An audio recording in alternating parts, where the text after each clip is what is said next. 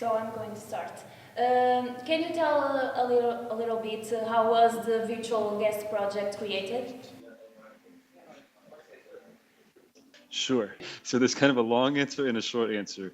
Um, so I have to go back a little ways. I would say that the virtual dinner guest project probably started in July of 2011 with an experiment that I did.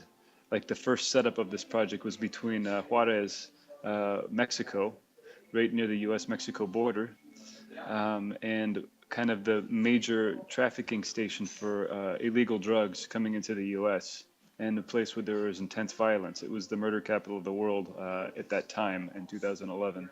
And it was an opportunity to connect Mexican families to people in the US to have an honest conversation about what life was like actually on both sides of the border, and to compare people's perceptions based on what they were seeing in the news to what's actually happening on the ground. That there were a lot of journalists being targeted and killed for reporting anything that portrayed the cartels in a negative light, etc.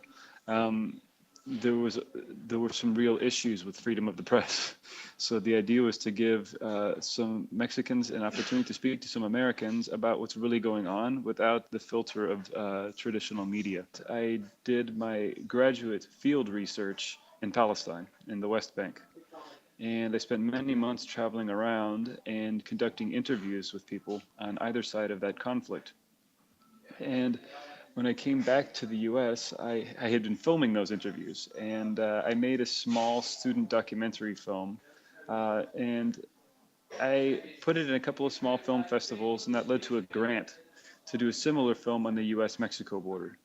And while I was in the middle of doing that, filming on both sides of the fence in US and in Mexico, the beginnings of this idea came to me, where I decided, look, I don't want to just connect people by having them talk to my camera. They should be connecting to each other. I should remove myself from this equation as much as possible. And it is easy to connect different cultures. I would say it's difficult to generalize that. It really depends on the kind of connections you're making. Now, I want to explain something about the kinds of connections before I answer that question. When I first started out, the focus was always to connect countries that have like a direct political conflict or even an armed conflict.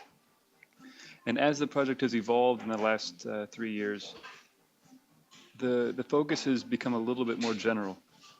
The idea now is to connect across conflict as I originally intended. So I've done like India and Pakistan, for example. I've done the US and many countries in the Middle East that are dealing with American foreign policy decisions. And those are real conflicts in the sense that there's animosity between peoples living in both of those places, or at least between the political establishments. Now, there's another type of connection that I'm facilitating that, in a sense, has to do with conflict as well, but it's a shared conflict. So I've done a connection, for example, between India and Brazil, right? I've done connections between Egypt and Tunisia.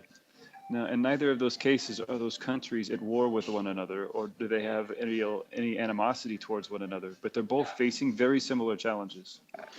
It's very important that people understand that some of the participants in this project have been political prisoners, have been tortured, have had family members murdered, right, as a result of political violence, and that the conversations that we have are serious, and the media that we're trying to create has a serious purpose. And when we say alternative media, we mean that very often the stories that you're getting from traditional media paint a very biased or very stereotypical view of cultures all over the world, all right? But especially in some of the places that I've been working in the Middle East. Okay. Thank you guys. Looking forward to seeing it.